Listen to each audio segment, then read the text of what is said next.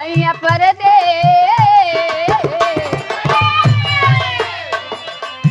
ओ सैया परदेस जाके बड़ा बासल असल मन सावन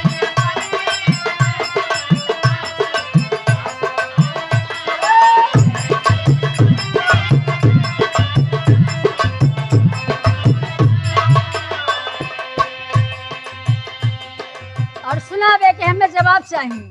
अब हम तुहार जवाब देते हैं। कैसे? गोरी हमरो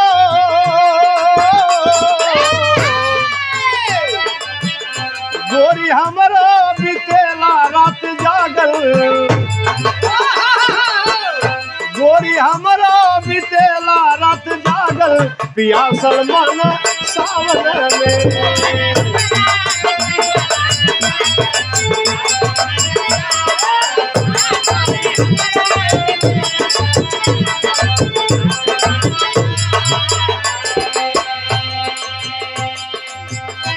अब बतावा एकरे आगे बतावा। ओ सुधिया हमरो नाही लेला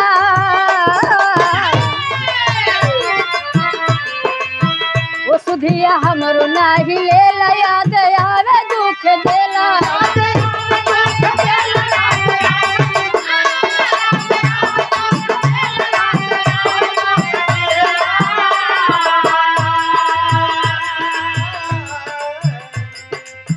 वो झुमका झुलनी रहा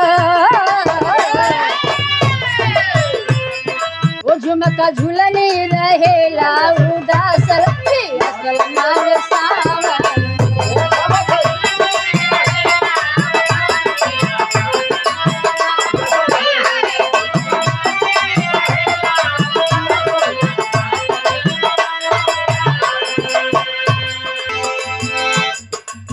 एकर जवाब तो हमें बताओ भाई। कैसे? मजबूरी है हमारे सामने लड़का लड़की कैसे जी नौकरी ना हो तो लड़का लड़की कैसे जी मजबूरी हो हमारे सामने। कैसे? नौकरी कैले मजबूर नौकरी कैले मजबूर कारण तो से आई दूर कारण तो से आई। सुना धनिया याद तोहरो ना हो याद तोहरो बनवले बा पागल पियासल मन सावन में। याद तोहरो जाओ जाओ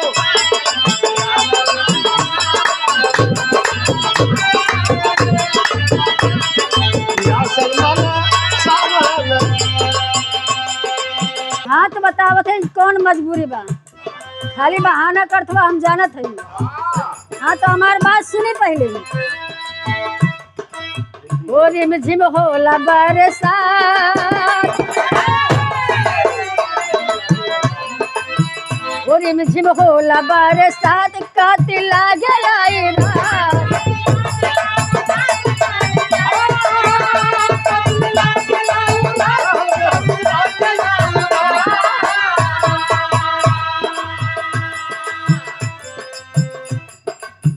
ओ पिया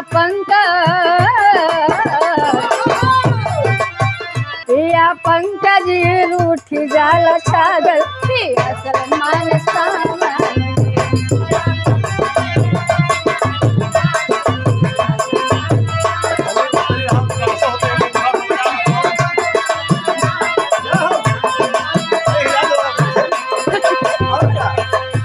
हाँ तब एक जवाब दा। मालूम हो दिन बीतत बा तोहार तो रात ना बीतत बा और रात बीतत बा तोहार दिन ना बीतत बा। लेकिन हमरे सामने मजबूरी हो हमारो मजबूरी तो समझा बतावत है हम। लागल हमारा दिल के धक्का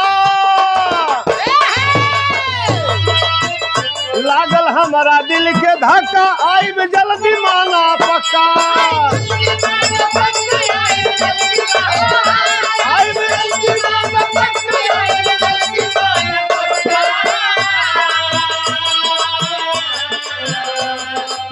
चिंता मत करा। हम टिकट कराए के बहुत जल्दी आवत हई, बिना तोरे हमरो ना चलत बा, हम बहुत जल्दी आई। लागल हमारा दिल के धक्का, आई भी जल्दी माना पक्का। जय हो।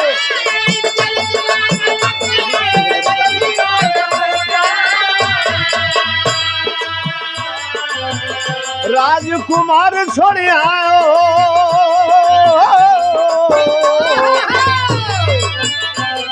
राजकुमार छोड़े हो,